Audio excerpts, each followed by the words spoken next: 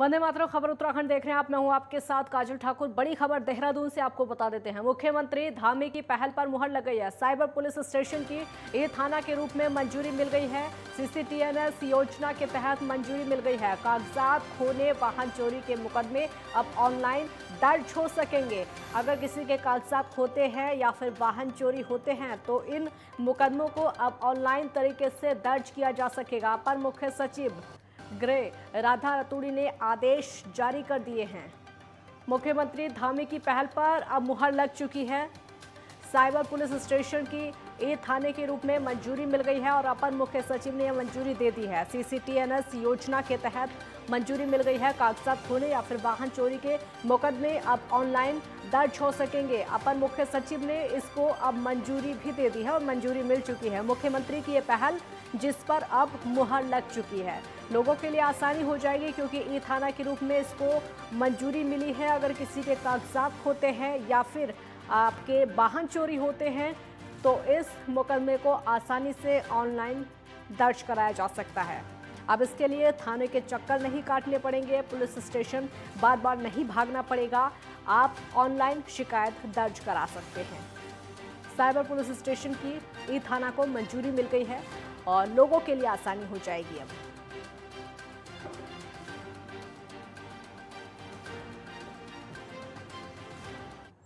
आजादी के अमृत महोत्सव के तहत उत्तराखंड में पहली बार एक मेगा एग्जीबिशन का आयोजन किया गया।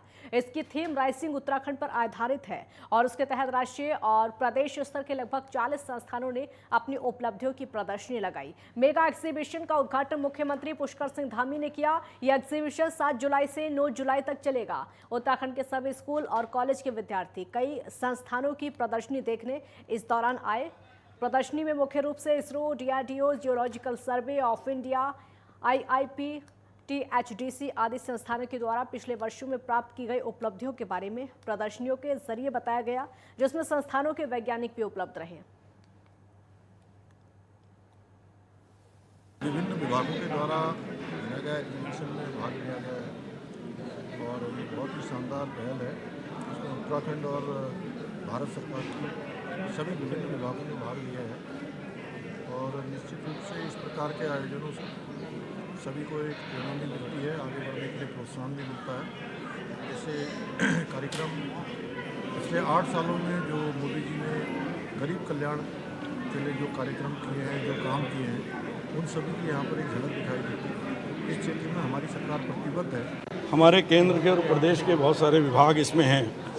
कुछ तो विश्व प्रसिद्ध है लेकिन हमारे देहरादून के ही हैं, जैसे DRDO, डील उनके हैं, इसरो के हैं, ICSR है, IIP है, कोयर बोर्ड है, नेशनल हाइड्रोग्राफी है, जियोलॉजिकल सर्वे ऑफ इंडिया है, सर्वे ऑफ इंडिया है। सब प्रकार के जो स्टार्टअप को प्रोत्साहन देने वाले विभाग हैं जिनके यहाँ रिसर्च चलता रहता है और नई पीढ़ी को उस रिसर्च के बारे में पता लगे, उसके उद्देश्य को लेकर ये प्रदर्शनी लगाई गई है। उत्तराखंड के मुख्यमंत्री पुष्कर सिंह धामी को राज्य के CM बने हुए 1 साल का समय हो गया है। वहीं 1 साल पूरा होने पर मुख्यमंत्री को बीजेपी के वरिष्ठ नेता और राज्यसभा सांसद नरेश बंसल ने बधाई दी। बीजेपी सांसद ने इस मौके पर कहा कि मुख्यमंत्री पुष्कर सिंह धामी ने एक बार फिर बेहतर काम किया है, जिसका परिणाम ये रहा है कि चुनावों में बीजेपी की प्रचंड बहुमत की सरकार आई है। राज्यसभा सांसद ने कहा कि पुष्कर सिंह धामी मुख्यमंत्री बनने के बाद से बेहतर काम उन्होंने किया है और जो चुनाव में वादे किए थे, जो चुनावी घोषणा पत्र जारी किया था, उसी के आधार पर सरकार काम कर रही है। साथ ही आने वाले दिनों में भी जनता की उम्मीदों पर खरा उतरने का काम करेंगे।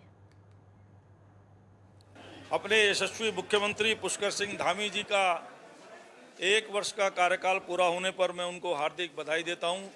जिस प्रकार से उन्होंने दिन रात एक करके उत्तराखंड के विकास के लिए काम किया है, विशेष रूप से सत्ता में दोबारा आने के बाद जो घोषणा पत्र, जिसका कि मैं सदस्य था उसकी कमेटी का, जो हम लोगों ने घोषणा पत्र बनाया, उसके अनुसार वो काम कर रहे हैं। सबसे पहला काम उन्होंने यूनिफॉर्म सिविल कोड के लिए समिति गठित करने का किया।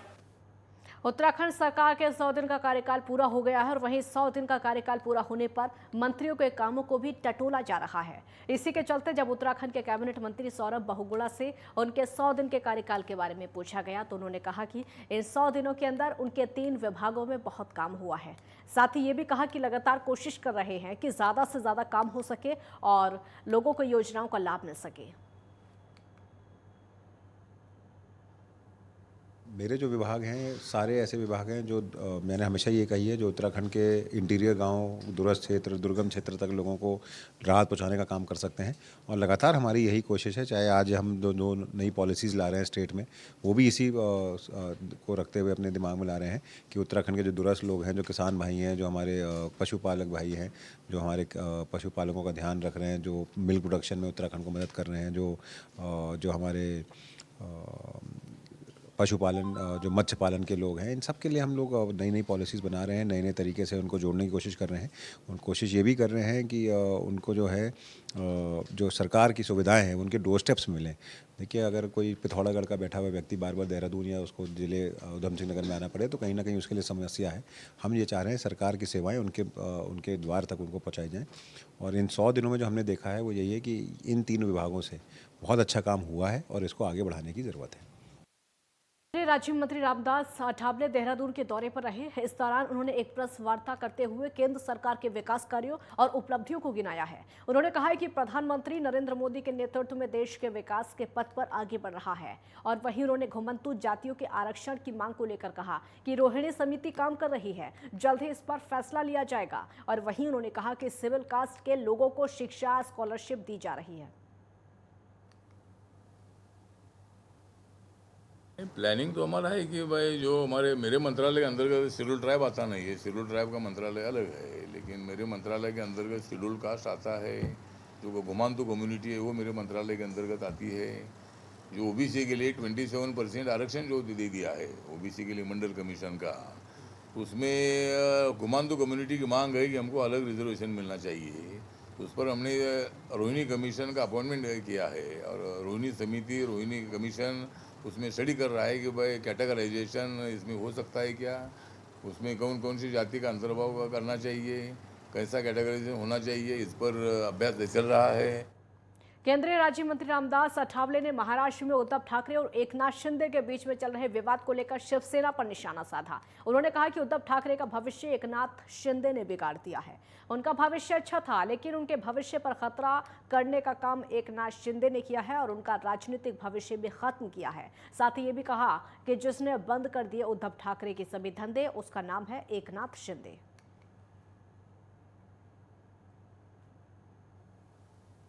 ठाकरे जी का भविष्य एकनाथ शिंदे जी ने बिगाड़ दिया है। मतलब उनका भविष्य अच्छा था, लेकिन उनके भविष्य पर खतरा पैदा करने का काम एकनाथ शिंदे जी ने किया है।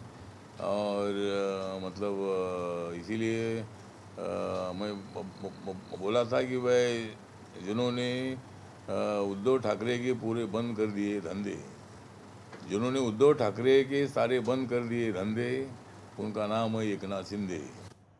उत्तरकाशी में वित्त, शहरी विकास और जिला प्रभारी मंत्री प्रेमचंद अग्रवाल की अध्यक्षता में जिला नियोजन समिति ने योजनाओं पर खर्च होने वाली राशि को मंजूरी दे दी है और इसी दौरान तकरीबन 30 विभागों के परिव्यय को अनुमोदित किया गया है। शहरी विकास मंत्री और जिला प्रभारी मंत्री अग्रवाल ने कहा कि नियोजन समिति ने जिले के विकास के लिए इस साल 56 करोड़ 18 लाख का परिव्यय अनुमोदित किया है और सभी जनप्रतिनिधियों का मकसद क्षेत्रों का विकास करना होता है, जो कि जरूरी है। उन्होंने कहा कि विकास के कार्य कराने के जनप्रतिनिधियों की जिम्मेदारी ज्यादा होती है, इसलिए सबका विश्वास, धैर्य, भावना से काम है। आपको ये भी बता दें कि जिले की सबसे प्रमुख समस्या कूड़े को लेकर मंत्री का कहना है कि जो पैसा शहरी विकास से नगर पालिका को कूड़े के निस्तारण के लिए दिया गया था, उस धन से कूड़े का कोई निस्तारण नहीं हुआ है। उसी पैसे से सुरक्षा दीवार लगाई गई है। तो किसे कितना धन मिला, ये ब्यौरा आज किया गया है और पेयजल निगम के लिए 2 करोड़ 42 लाख का परिव्यय अनुमोदित किया गया। प्राथमिक शिक्षा का 3 करोड़ 50 लाख का परिव्यय भी अनुमोदित किया गया है। ये ग्राफिक्स के जरिए हम आपको बता रहे हैं कि जो मंजूरी मिली है। माध्यमिक शिक्षा भी इतने का ही इसमें परिव्यय अनुमोदित किया गया है। राजकीय सिंचाई 4 करोड़ 50 लाख का परिव्यय अनुमोदित यहां पर हुआ है। लघु सिंचाई को 1 करोड़ 70 लाख, पशुपालन को 2 करोड़ 50 लाख का परिव्यय, कृषि विभाग को 1 करोड़ 40 लाख का परिव्यय, उद्यान को 3 करोड़ 93 लाख, दुग्ध को 35 लाख, मत्स्य 50 लाख, एलोपैथिक चिकित्सा 3 करोड़ 50 लाख, खेलकूद 70 लाख, पीआरडी 8 करोड़, उरेडा 63 लाख, सहकारिता 1 करोड़ 5 लाख, वन विभाग को 1 करोड़ 50 लाख अनुमोदित किया गया है।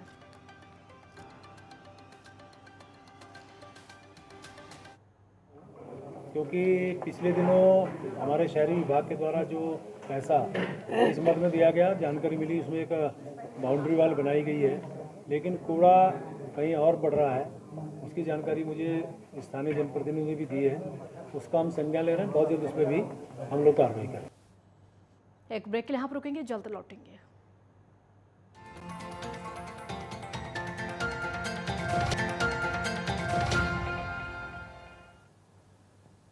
ब्रेक के बाद एक बार फिर स्वागत है आपका। चिकित्सा, स्वास्थ्य और चिकित्सा शिक्षा मंत्री डॉक्टर धन सिंह रावत ने सचिवालय में मौजूद वहां पर समीक्षा बैठक की और ब्लॉक के अधिकारी उस बैठक में शामिल हुए। समिति अस्पतालों में आने वाले जो मरीज हैं उनके खर्च को लेकर अधिकारियों से बातचीत की गई और समिति जो गठित की गई है, जनप्रतिनिधियों की भागीदारी सुनिश्चित की जाएगी, ये बातें कही। स्वास्थ्य सेवाओं को लेकर भी उन्होंने यहाँ पर कहा है कि स्वास्थ्य सेवाएं किस तरीके की होनी चाहिए, इन पर भी ध्यान दिया जाए।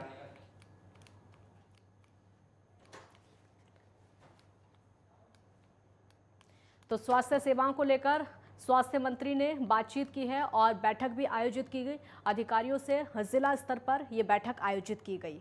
जिला आईसीसी में टीम गठित की गई और उसके बाद बैठक का आयोजन किया गया। पैथोलॉजी जांच करके दवा किस तरीके से बांटी जाएगी उसको लेकर भी बैठक की। खबरों में आगे बढ़ते हैं। ऊखीमठ में कौशल विकास मंत्री सौरभ बहुगुणा पहुंचे और वहां पहुंचने पर उनकी अध्यक्षता में जिला कार्यालय सभागार में योजना समिति की बैठक आयोजित की गई, जिसमें वर्ष 2022-23 के लिए कई विभागों की ओर से संचालित विकास योजनाओं के लिए 42 करोड़ 68 लाख की धनराशि का परिव्यय अनुमोदित किया गया। बैठक में उन्होंने उपस्थित जनप्रतिनिधियों और जिला स्तरीय अधिकारियों से कहा कि जिले के चहुमुखी विकास के लिए सभी अधिकारियों, जनप्रतिनिधियों और आपसी समन्वय के साथ में कार्य करते हुए काम को और ज्यादा तेजी से गति दी जाए। लाभान्वित करना है जिले को भी और क्षेत्र के विकास पर ध्यान देना है।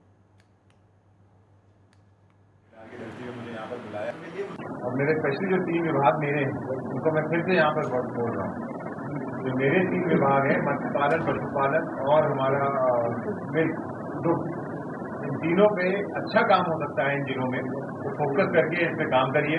फंड की आपको कोई कमी नहीं है, फंड की उपलब्धता कहीं भी हो हम करा के देंगे। मकसद हमारा काम लोगों को रोजगार से जोड़ना और लोगों की जो मुश्किलें हैं वो दूर करना है। उत्तराखंड में कांग्रेस प्रदेश कार्यालय पर प्रदेश अध्यक्ष करण महारा की अध्यक्षता में एक सर्वदलीय प्रेस वार्ता का आयोजन किया गया और इस प्रेस वार्ता में कई लोग शामिल हुए। कांग्रेस कार्यालय पर सर्वदलीय बैठक आयोजित की गई। सपा, वामपंथी दल और यूकेडी इस बैठक में मौजूद रहे। केंद्र और प्रदेश सरकार पर जमकर निशाना इस बैठक में साधा गया। कांग्रेस के प्रदेश अध्यक्ष करण महारा ने कहा कि सरकार जिस विकास की बातें करती है वो विकास धरातल पर नहीं है। और उसमें निर्णय किया कि कोऑर्डिनेशन कमेटी बनेगी। जो देश के हालात हैं, राजनीतिक हालात हैं, उन पर गहन चर्चा हुई और कुछ कॉमन मुद्दों पर हम लोग ने सहमति बनाई है। जैसे सांप्रदायिक माहौल देश का जो खराब किया जा रहा है, विशेषकर उस पर हमारी चिंता थी कि किस तरीके से एक पार्टी विशेष के जुड़े हुए लोग आतंकवाद में सम्मिलित पाए जा रहे हैं और वही पार्टी देश पर सांप्रदायिक माहौल खराब करने की कोशिश कर रही। हम लोग जॉइंटली पूरी ताकत से उस सब चीज़ों से कैसे लड़े।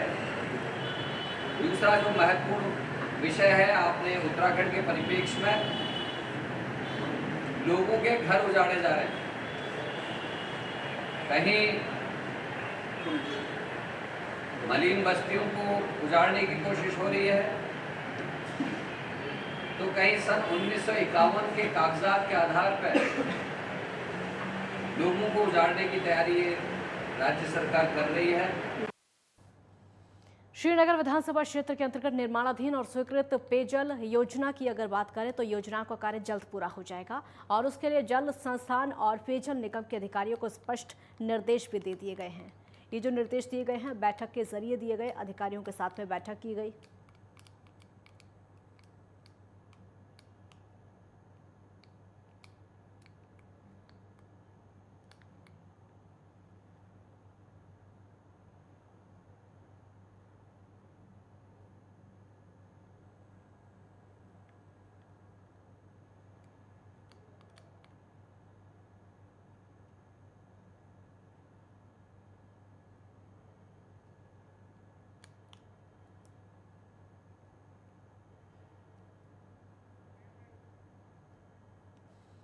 पौड़ी के अपर निदेशक माध्यमिक शिक्षा ने इंटर कॉलेज में जाकर बैठक का आयोजन किया गया और छात्रों से बातचीत भी की। हालांकि पौड़ी में कार्यरत एक शिक्षक की बीएड डिग्री प्रथम दृष्टया जांच में फर्जी पाई गई और उसको लेकर अब लगातार कार्रवाई की जा रही है। फर्जी डिग्री को लेकर पूछताछ भी लगातार की जा रही है। विश्वविद्यालय की डिग्री फर्जी पाई गई। अपर निदेशक माध्यमिक शिक्षा की कार्रवाई और इंटर कॉलेज का एक शिक्षक भी इस कार्रवाई की वजह से सस्पेंड हो चुका है। उत्तराखंड के पौड़ी का ये पूरा मामला है जहां पर निलंबन की कार्रवाई की गई है।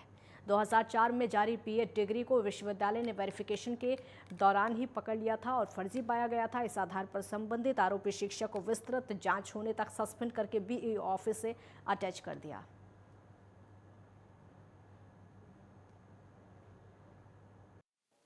मैंने कल एक आदेश किया है श्री गुलाब सिंह सहायक अध्यापक जीआईसी पठालीदार रुद्रप्रयाग डिस्ट्रिक्ट में।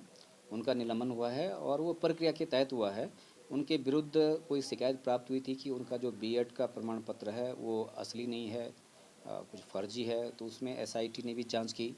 तो जिस विश्वविद्यालय से उन्होंने वो प्रमाण पत्र प्राप्त किया था उस विश्वविद्यालय से ये लिख के आ गया एसआईटी को कि ये प्रमाण पत्र यहाँ से जारी नहीं किया गया। पिछले 2 दिनों से हो रही बारिश लगातार चल रही है। पौड़ी तहसील के अंतर्गत आने वाले धनाऊ मल्ला गांव का एक घर ढह गया है। घर ढहने से घर में सो रही बुजुर्ग महिला और अन्य लोग घायल हो गए हैं, जिसके बाद आसपास के लोगों ने आसपास के ग्रामीणों को बुलाया। घर में मौजूद महिला और 2 लोग घायल बताए जा रहे हैं।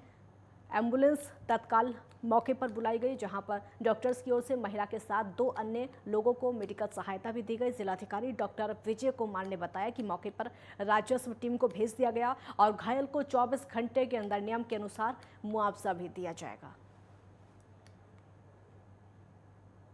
बिजली से भवन को नुकसान हुआ है और जो चोट एक महिला को आई है उसके लिए समुचित अभी हमारी तहसील की टीम है वहाँ पर मौके पर जा रही है और उसके साथ साथ में जो भी घायल महिला है उसको उपचार के लिए नज़दीकी स्वास्थ्य केंद्र पर लेकर जाया जा रहा है। ऐसी घटनाएं जहाँ जहाँ पे होगी तत्काल वहाँ पे राहत राशि उपलब्ध कराई जाएगी और मेडिकल टीम द्वारा नुकसान का भी आकलन किया जाएगा और जो भी अनुमन्य सहायता राशि होगी 24 घंटे के अंदर उनको उपलब्ध कराने के निर्देश हमने सभी तहसीलों को दिया है। हरिद्वार के लक्सर की सड़कों पर परिवहन विभाग का एक्शन देखने को मिला है और ये एक्शन लगातार कई दिनों से देखा जा रहा है। इस दौरान एआरटीओ ने स्कूल बसों को भी अपने जांच अभियान के रडार पर लिया, जिसमें लक्सर के अलावा रुड़की समेत मंगलौर और लंडोरा में स्कूल बसों को रोककर उनकी बारीकी से जांच की गई, निरीक्षण किया गया। इस दौरान कई स्कूलों में की जो बसें थी उनमें खामियां पाई गई। एआरटीओ ने तकरीबन 20 से ज़्यादा बसों के खिलाफ कार्रवाई की है और लगातार ये अभियान चलाया जा रहा है। कई स्कूलों की बसें हैं, 20 से ज़्यादा स्कूल बसों के खिलाफ कार्रवाई की गई है। 4 स्कूल बसों को सीज किया गया। वाहनों के जो मानक होते हैं मेन जो है, क्योंकि बच्चे जो है वो संवेदनशील होते हैं, तो ऐसी वाहन जो उनका मानक होता है उसमें कैमरा हो, जीपीएस हो, फर्स्ट हैंड बॉक्स हो, जो जिसकी विंडो होते हैं उन पर ग्रिल लगे हुए हों, ड्राइवर यूनिफॉर्म में हो, उसके साथ जो है सहायक के रूप में कोई व्यक्ति हो, तो ऐसे जो वाहन अगर उसका उल्लंघन कर रहे हैं तो ऐसे वाहनों के विरुद्ध हम कठोर कार्रवाई कर रहे हैं। ये 3 दिन का अभियान हमारा आरटीओ महोदय के द्वारा जो है चलाया गया है। हरिद्वार के लक्सर में बीते दिनों चोरी और टप्पेबाजी की घटनाओं को चुनौती मानकर पुलिस आखिरकार सबक ले रही है। देहात हो या फिर शहर हो, गली मोहल्ले में भी पुलिस देर रात तक गश्त कर रही है। इस गश्ती के दौरान लक्सर पुलिस ने 2 ऐसे अभियुक्तों को पकड़ा है जो कई वारदातों को अंजाम भी अब तक दे चुके हैं और कई चोरी के मुकदमे उन पर दर्ज हैं। लक्सर और आसपास के थाना क्षेत्रों में चोरी की घटनाएं हुई थी, जिसमें हम लोगों के द्वारा सतर्क दृष्टि रखते हुए गश्तों को बढ़ाया गया था। तो इसी गश्त में रात के टाइम पे 2 युवक संदिग्ध हालत में निरंजनपुर में पुलिस को देखकर भागे थे। पकड़े जाने पे इनके पास से चाकू बरामद हुआ था। इनके खिलाफ कानूनी कार्रवाई कर कोर्ट में पेश किया जा रहा है। बाजपुर में सुल्तानपुर पट्टी के ग्राम पिपलिया में हुए गोलीकांड में मृतक के परिजनों ने सीओ वंदना वर्मा से मुलाकात की, जिसमें परिजनों ने हत्या के आरोपियों की गिरफ्तारी की मांग की है और इस दौरान मृतक के परिजनों ने पुलिस पर एक तरफा कार्रवाई करने का आरोप लगाया है। आपको बता दें कि बीते कुछ महीने पहले सुल्तानपुर पट्टी के ग्राम पिपलिया में 2 पक्षों के बीच में फायरिंग हुई थी, जिसमें कुलवंत सिंह की गोली लगने से मौत हो गई थी। फायरिंग की घटना के बाद पुलिस ने दोनों पक्षों पर कई धाराओं के तहत मुकदमा दर्ज करके एक पक्ष के 11 लोगों को गिरफ्तार करके जेल भेज दिया था, जबकि दूसरे पक्ष के आरोपियों पर अभी तक कोई कार्रवाई नहीं की गई है। और इसी क्रम में सीओ वंदना वर्मा ने बताया कि गोलीकांड के दौरान पुलिस ने घटनाक्रम में प्रयोग किए गए सभी हथियारों को जब्त कर लिया है, जिसके बाद आगे की कार्रवाई लगातार की जा रही है। बाजपुर मेरा लड़का खत्म हुआ था, सीओ जी पास आए आज, ठीक है, तो मेरे लड़के को कम से कम 2 महीने हो गए खत्म हुए को, अभी तो कोई सुनवाई नहीं हो रही है। बहुत से आरोपी बाहर घूम रहे हैं, बहुत से अंदर गए हुए हैं। मुझे इस बात का निर्णय चाहिए मेरे बच्चे का कातिल कौन है। आज जो मृतक कुलवंत है उसके माता पिता और यहाँ के ग्रामवासी सारे लोग आज सीओ मैडम से मिले और उनसे यही मांग की है कि इस घटना को हुए 2 महीने से ज़्यादा वक्त हो चुका है और इसमें 302 में FIR नाम दर्ज है और आरोपी खुलेआम घूम रहे हैं। तो आज प्रशासन से यही मांग करते हैं कि जल्द से जल्द उनकी गिरफ्तारी हो। ये जो अप्रैल माह में पिपलिया गोलीकांड हुआ था, इसमें दोनों पक्षों की तरफ से तहरीर लेके मुकदमे लिखे गए थे और एक पक्ष के हमने लगभग 11 लोग जेल में भेजे हैं। उन लोगों के खिलाफ हमें CCTV फुटेज और उनके कुछ गवाहों के बयान, प्रत्यक्षदर्शियों के बयान पर हमने उन पर गिरफ्तारी की है। जो दूसरा पक्ष है, अभी उस पक्ष से कोई गिरफ्तारी हुई नहीं है, क्योंकि अभी उसमें हमने सभी वेपन FSL के परीक्षण के लिए भेजे हैं। खबर उत्तराखंड में फिलहाल इतना ही। आप देखते रहिए नेटवर्क 10। जय हिंद।